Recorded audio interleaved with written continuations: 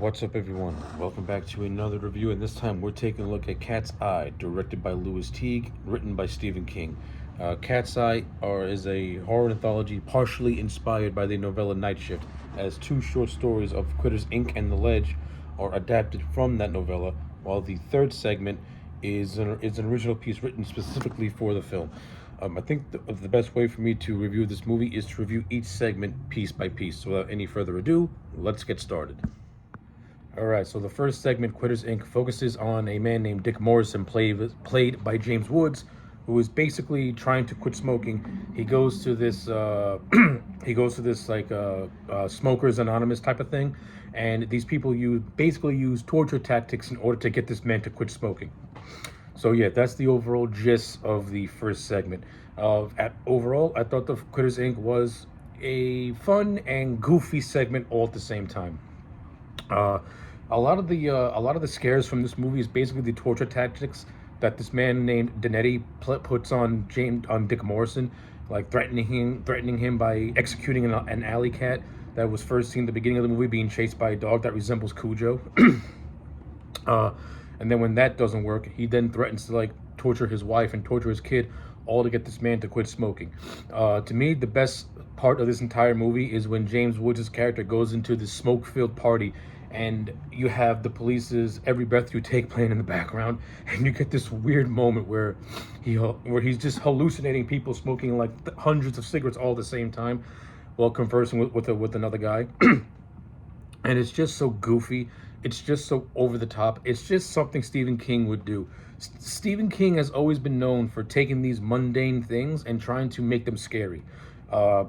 If you watch the Shining miniseries, he tried to make a water hose scary. And this one, he's trying to make cigarettes and smoking cigarettes scary. Now, to an average viewer, you're going to look at it as like, what is this goofy shit? And it is. It's extremely goofy. It's played for laughs. It's dark comedy. But I like it. But the best part of this entire section of the segment is when Denetti is literally dressed up like David Lee Roth, and he's just strutting down the stairs, mouthing the words to "Every Breath You Take" while looking at James Woods. I thought that moment was absolutely hysterical. This segment doesn't have a whole lot of scares to it per se. I mean, because again, it's dark humor. Like the torture scenes that we see. You got a cat in an electric room, and you got Dick's wife in an electric room, who are being shocked to death while pop music is playing. So like there's a lot of dark comedy in this segment. Like there's not a whole lot of horror, not a whole lot of scares. I think there's the only one good, tensely directed scene you get is the first scene where Dick is in his room and he hears a sound coming from the closet. And that's the only, I guess you could say, intense scene that he's in. So that is what it is. And there's this other scene where he's stuck in traffic and he smokes a cigarette because he couldn't control himself anymore. So you can also equate that to being scared, to being a suspenseful scene, but not really. And I also like how this entire segment ends, where basically Dick and Vinny have more or less become acquaintances and stuff like that. But Vinny makes his final threat that if he smokes, that if he does lip a cigarette, he'll cut off his wife's finger.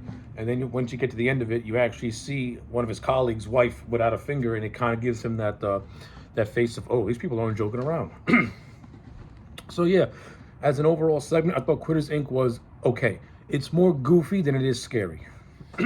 Okay, so the second segment, entitled The Ledge, based off a short story, follows this man named Johnny Norris, who has to pretty much walk on a ledge to get to the other side of this apartment complex by this man called the Gambler. Now, the reason why the Gambler is doing this is because Johnny is having an affair with said Gambler's wife. And if Johnny completes this task, then the Gambler will grant his wife a divorce and leave them alone. So yeah, the premise of The Ledge is very, very basic. Now, how is this segment? I think that The Ledge was actually much, much better than the first segment. Now, where the first segment had a lot of black comedy to it, The Ledge has that, but it also takes itself much more serious, and it's actually more of a thriller. With a story like this, it can only go for at least 5 to 10 minutes tops without wearing out its welcome. And I think that this segment pretty much told its story in the appropriate amount of time. I like the actors in this movie. I think the actor who played the gambler was very came across as very named Cesner, came across as very menacing and also just this giddy kid who is just torturing this poor guy as he's trying to make his way around the ledge. Of course, Johnny Norris is played by Robert Hayes, who you'll know from the Airplane movies.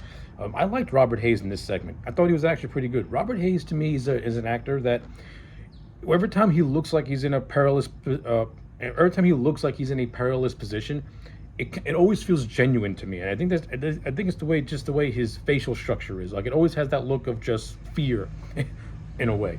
I liked it. I thought he played the role in this segment fairly well. I mean, you also get cameos by by good character actors like Charles S. Dutton and Mike Starr, who played the henchman for Cesner. And I like the ending where pretty much set after. I like the ending where Norris does make it around just for it to find out that everything he got put through with Cesner blowing horns in his face, Mike Starr surprising him, this pigeon pecking at his foot, putting him through hell, nearly falling off the ledge a couple of times, just to make it to the finish line to find out that Cesner had already killed his wife by chopping off her head. But as an act of revenge, Norris puts Cesner through the same ordeal, and Cesner ends up falling to his doom in a nice ironic way. So yeah, I think The Ledge was actually so far is the best segment out of The Cat's Eye. I enjoyed this one. I liked it. So the third and final story, known as The General, sees this little girl named Amanda being attacked at night by this deadly troll, and her only protector is the alley cat that we've been following since the beginning of the movie. Alright, so how do I feel about the third and final segment of Cat's Eye? I thought this was a fun little segment. It's not as good as The Ledge, which I think was the better one, but I like it on the same level as let's say, Quitters Inc., in which it's a cheesy segment, but it's still a lot of fun. I thought Drew Barrymore, who played the young girl Amanda, I thought she was actually really good in the role. She was nice and adorable as this little girl named Amanda, who grows an affection for the alley cat and names her the General. I think the look of the troll is actually looked pretty good for 1985 standard.